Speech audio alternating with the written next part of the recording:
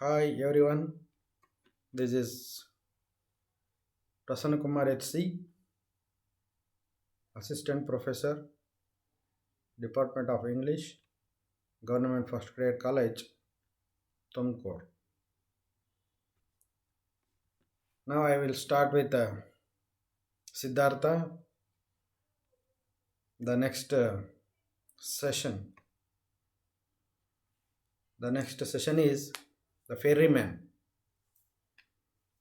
Siddhartha, intrigued by the river's beauty and silent wisdom, Siddhartha decides to stay by the river.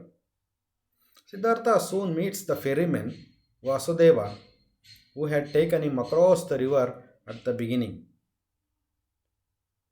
At part 2, Siddhartha soon discloses all his thoughts to Vasudeva, who has a remarkable aptitude for listening. He tells Vasudeva that his life story up to his recent experience by the river, and Vasudeva entreats him to stay with him. By listening all the story of Siddhartha, he said Siddhartha to stay with him. Siddhartha and Vasudeva grow together as Siddhartha begins to learn the river's wisdom, the knowledge of wisdom, the river's knowledge. Among this wisdom is the unreality of time, which Siddhartha expresses by analogy to reincarnation. As he says, Siddhartha's previous lives were also not in the past, and his death and his return to Brahma are not in the future. Nothing was, nothing will be. Everything has reality and presence. Transformed by this wisdom, Siddhartha begins to emulate Vasudeva's demeanor, expressing a contented peace in the routine of day life. In this way, the years passes. One day, the two ferrymen, Siddhartha and Vasudeva, hear that the Buddha is dying. Kamala, on hearing the news as well, travels with her son to be near Gautama as he passes into eternity. As she sits down to rest in the forest, she is bitten by a snake. Unfortunately, she is bitten by a snake. She cries for help, and the nearby Vasudeva comes to her aid, comes to her help. The old ferryman takes her back to his hut, where Siddhartha immediately recognizes her. The dying Kamala introduces Siddhartha to his son. On recognizing that Siddhartha has finally found the peace he sought for so long, she dies. Ultimately, she dies. As Hassi says, it had been her intention to make a pilgrimage to Gautama.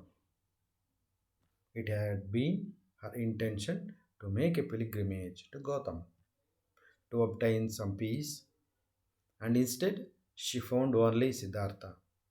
And it was good, just as good as if she had been seen the other.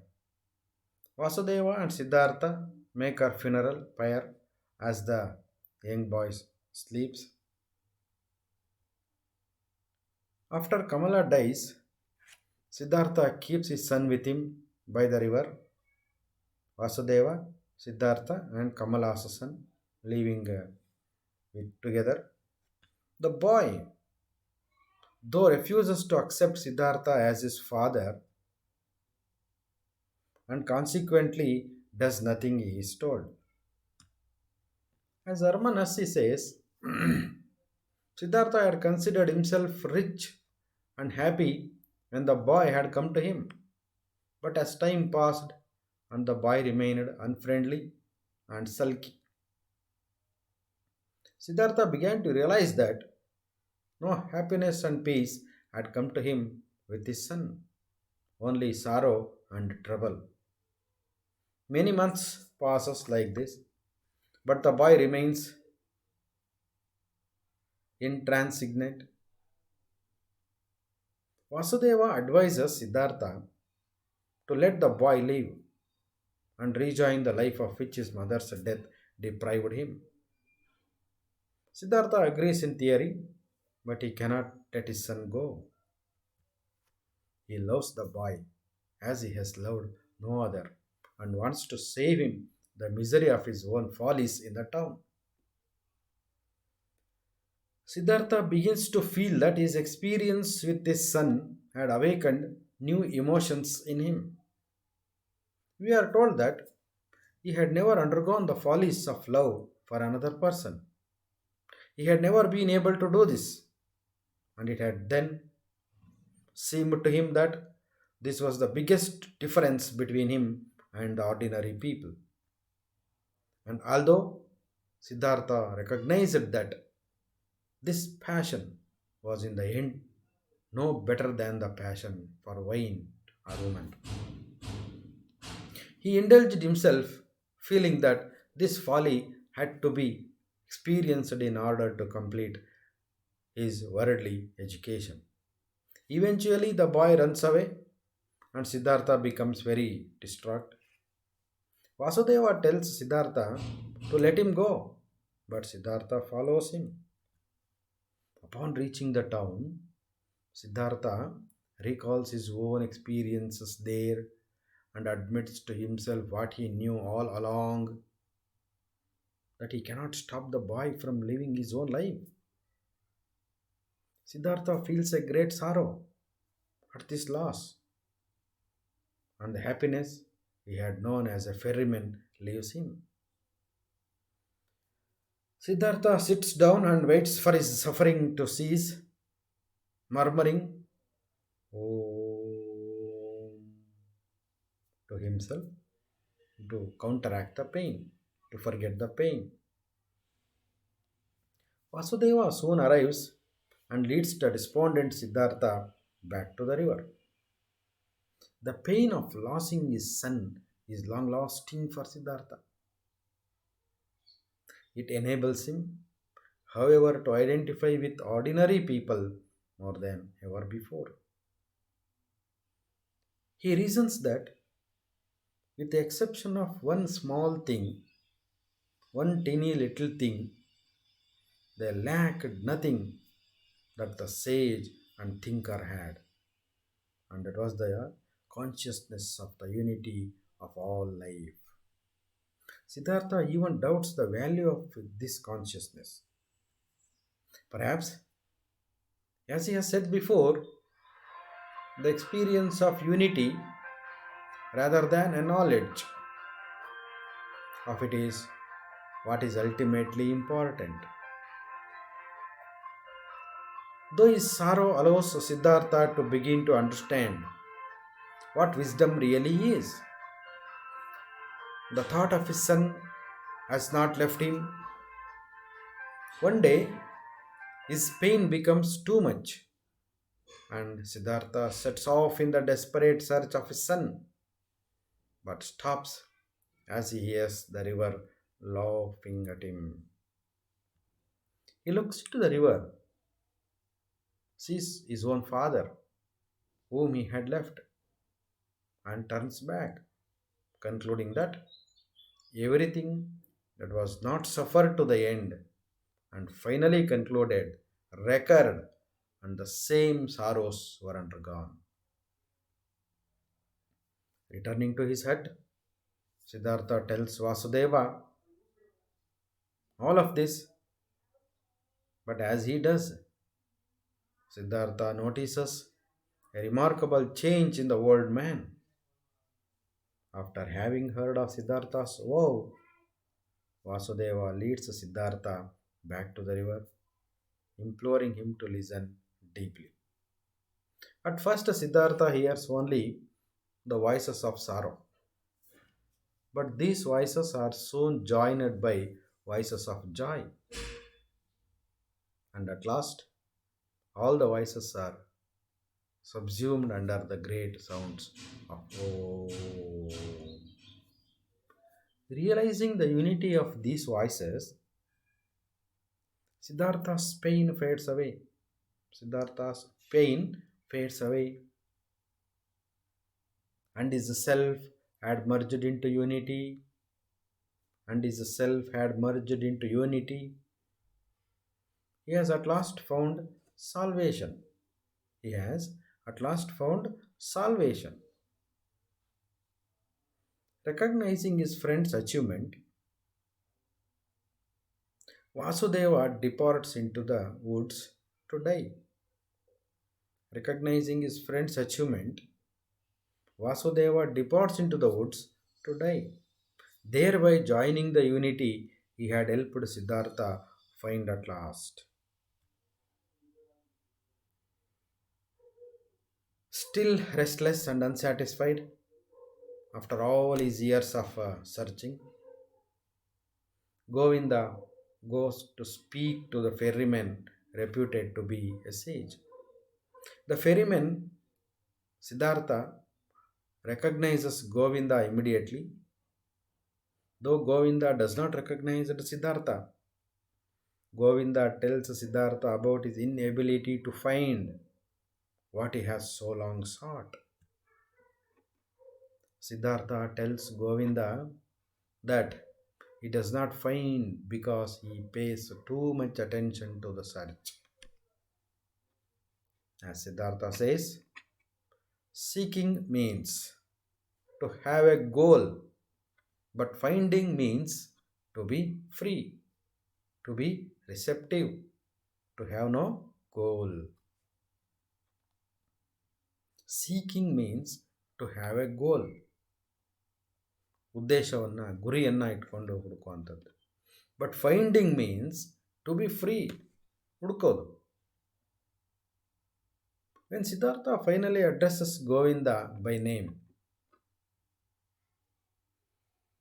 Govinda recognises him and happy to have reunited after so long.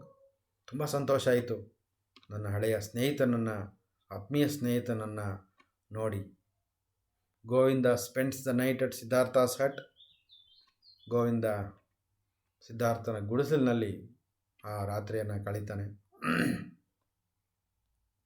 The next day, Govinda asks Siddhartha to explain the doctrines by which he lives.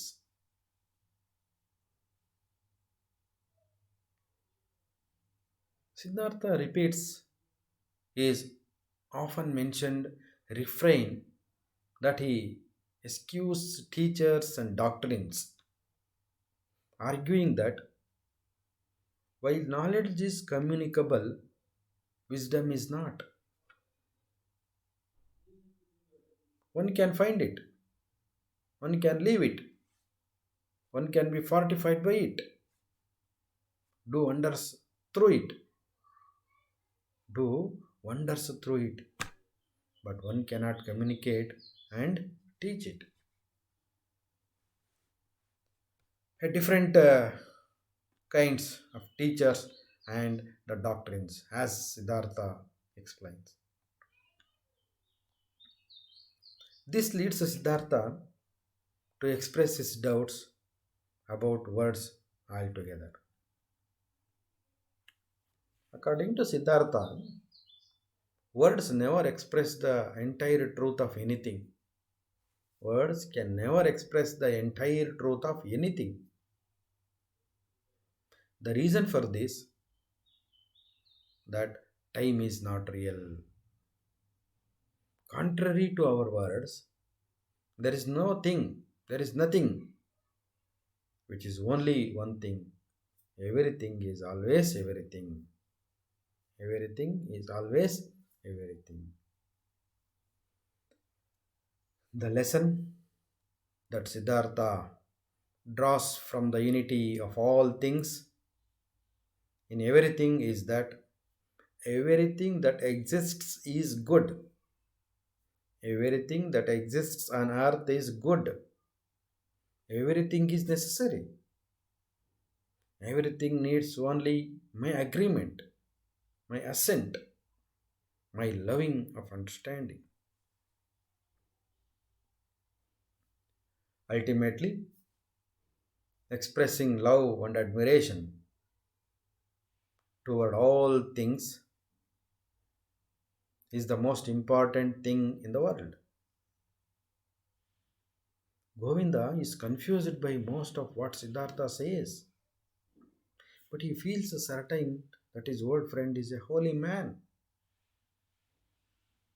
Siddhartha is a miracle in his speech, in his sayings, and in his experience of his life. Preparing to leave, preparing to leave, Govinda asks Siddhartha for something to help him along his path. Govinda asks Siddhartha for something to help him along with his path. Siddhartha tells Govinda to kiss his forehead. Doing so causes Govinda to see a continuous stream of different faces in place of Siddhartha. Overwhelmed by this display of unity and timelessness, Govinda falls to ground in front of the man whose smile reminded him of everything that he had ever loved in his life, of everything that had ever been of value and holy in his life. It's a wonderful thing. Doing so, Govinda sees a continuous stream of different faces in place of Siddhartha. Overwhelmed by this display of unity and timelessness. Unity and timelessness. Govinda falls to ground in front of the man whose smile reminded him of everything that he had ever loved in his life, of everything that had ever been of value and holy in his life. So, in this way, Hermanasi portrays the character of Siddhartha and Govinda. They reunited at the end, and Siddhartha's life is very different, is very unique in choosing his life. Beginning a son of Brahmin and Govinda's friend, and want to become a samana and in search of self and in search of emptiness and in search of unity, and he come across Buddha Gautama, and in there he passed and he find Kamala, a courtier and a courtesan, a woman, and he is impressed by her, and he had a relation ship with her, and he got a son. Ultimately, he met Kamala accidentally, and he she bitten by a snake, and Vasudeva treats and bring her home where Siddhartha meets, and Kamala introduces Siddhartha to his son, and Siddhartha loves his son more, but his son couldn't accept that Siddhartha is my father, and he left the home and he joined the city. There, Siddhartha follows his son affectionately, but his son could not accept that Siddhartha as his father, and he left the son and came to the Vasudeva's hut. There he met Govinda, his good old friend, And there is a conversation between Siddhartha and Govinda. They each could not recognize, and ultimately they recognize each other and hug each other and have a conversation and wonderful conversation. And Siddhartha explained his life's journey. It was wonderful and it is awesome journey. Govinda surprised and said, and the ground man whole smile reminded him of everything that he had ever loved in his life, everything that he had been the value of holy in his life. That is Govinda said about Siddhartha. In this way, Herman Hesse portrays Siddhartha's life. Thank you very much.